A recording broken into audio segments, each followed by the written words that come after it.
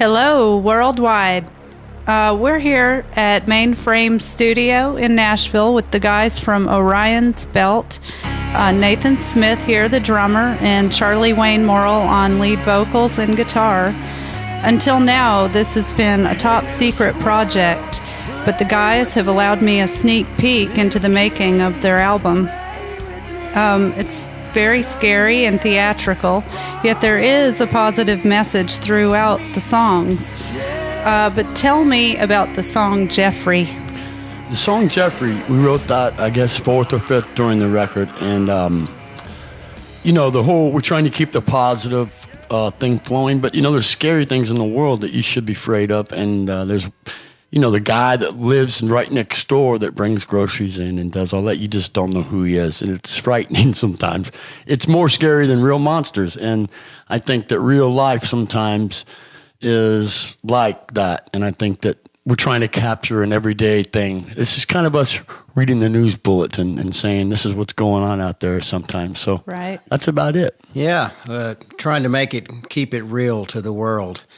And just like if you're watching TV these days, you've got all these shows like Criminal Minds yes. that are, basically telling the horrible things that are going on yes. in the world. And so just like the honesty of our music, we like to portray an honest story in all of our right. music. So you'll kind of see that through the different themes that we've come up with. I agree with that. That's perfect. Through this record. This record contains a lot of different themes, but they're all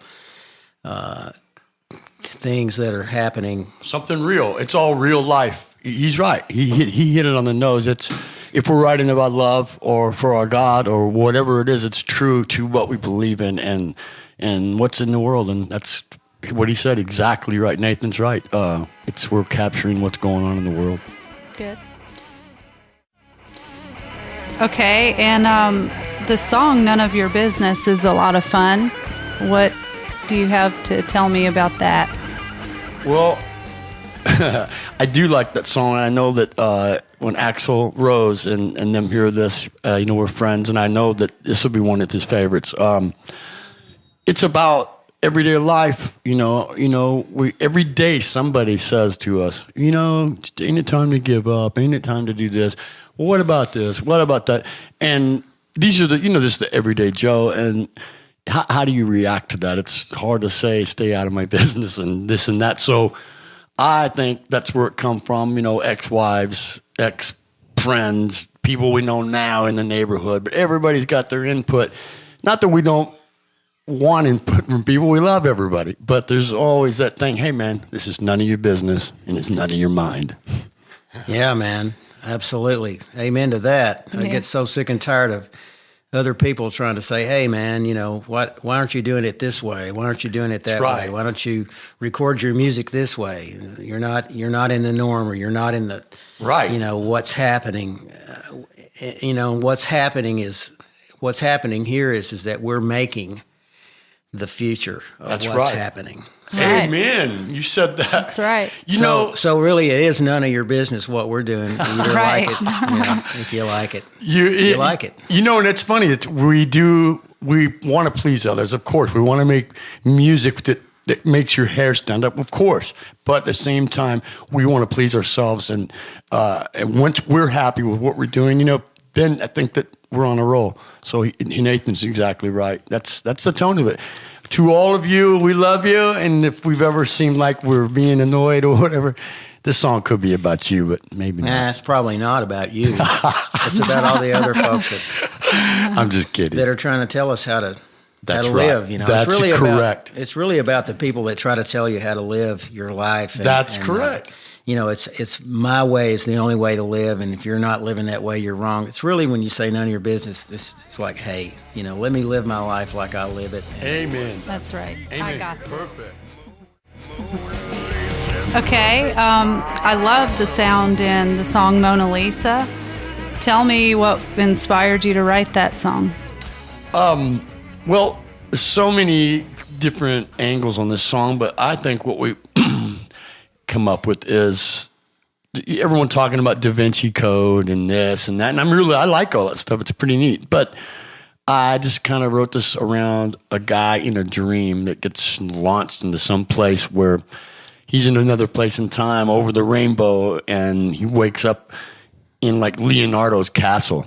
And then, there's this picture on the wall, and, it's the Mona Lisa, and it's following him through the place. And he's following these footsteps that are engraved in tile. And it's kind of about that. But the main thing is, what's the secret of Mona Lisa's crooked smile? And, everybody's always talking about that. Was she a woman? Was she a man? Was it Leonardo? I mean, that's kind of my take. What do you think, Nate?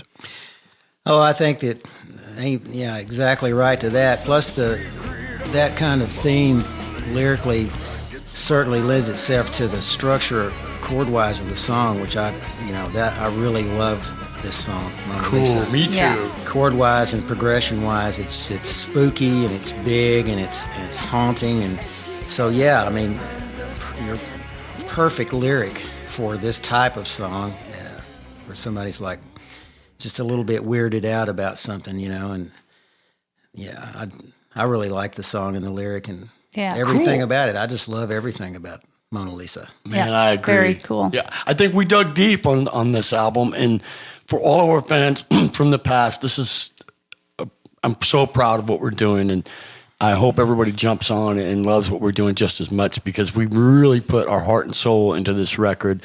And all those people that believed for years in what I was doing, I promise you, we're coming at you really hard with everything you've ever wanted from me. And Nathan is just a added bonus to the project. He's an amazing drummer.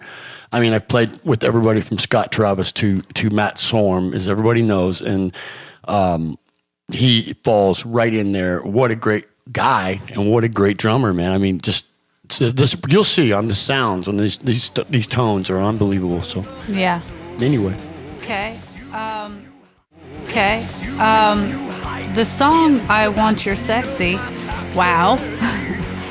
This song gives me chills. Tell me a little more about that song. really and truthfully, Nathan, we talked about in the studio. He said something really cool. I'll let him tell you, but it's that song. What did we say about that? It kind of set the tone we were talking about. Oh, we were looking for the direction, and we've That's cut right. we've cut quite a few tracks, and we just kind of felt like, and we were talking with our distributor about songs, and they were saying, well, that one's got a little bit of a dated thing to it, and Right. that's exactly what we're have been attempting to get away from. We all have the influences that we've had musically from the past. Yes. And when we hit this one, we really, the chord changes and the way the progression went, and the whole way the song went, we both just sat down, me and Charlie. When we listen back to the playback, we go, okay, here's the direction. Yes. This is the Great. direction here, which really set the tone for the record and for the writing Yes. of the rest of it. Yes. When you say, Charlie? Yeah, it's funny that I remember being in the booth. We were mixing and are just getting ready to mix, and we sat down. And when that blasted back at us, we knew we had a cool song, but really until we heard it as a whole, that came blasting out of the speakers at us. We were like, "Wait a minute!" Right. We both looked at it as in light bulbs were above our heads, like "Bing!" This is it, and I had chills going up and down my spine. He's Me right. too. It set the tone for the record. I'm real proud. It's I Want Your Sexy. It's very cool. Yeah. Okay. The song "The Mood" is just that, very moody. What can you tell me about that one? It's one of them songs where you're with someone you love and you're drinking a glass of wine and you're having praise and thankful and being just blessed for everyday life. It's one of them things, being in love and loving the one you're with and all of that, all the good things, and that's what it's about. It's about it's about that mood that you get in when you want to be with your wife and Moody. Yeah, it's one of them, and I think that it could be one of the radio friendlier songs. And what do you think, Nate? Yeah, I think that's exactly right. Is that our point here is to make really great music, and it's a little bit different. It's a little diverse from the direction of the other songs. Yet it works into this record perfectly, especially as a co-producer on this record. When we were messing around with it and trying to get the direction of how it was going to end up going, and and Charlie starts playing all this really great guitar solo stuff, man. And I think I looked at you and said, "Wow, man, it's Charlie Satriani Wayne," or something like that, because he was really playing all this really great stuff. And I said, "Man, that's where this needs to go. This, you need to really." The theme of the song is really nice, and of course, it's recorded really well and done well. And then I think you just topped it off perfectly with the great guitar solo work that you did. That's what I think. Well, man, that's awesome. I agree. I think that another thing we really enjoy about this new record is it's going to be just balls to the wall. It's just really cool, but we stayed away from a lot of the stuff that, in the past I'd have a guitar solo going through every single song, but a long time ago that's the way it was. And now, we saved it for one. I did guitar parts all the way through. But there's simple, basic parts that are hooky, that are catch your ear. And he's right in the mood. He let me wide open. We went, that's the Charlie Wayne Morrill you all were, you're used to it, but it's even classier and cleaner and better. So it feels great. It's very well done. And the recording is amazing.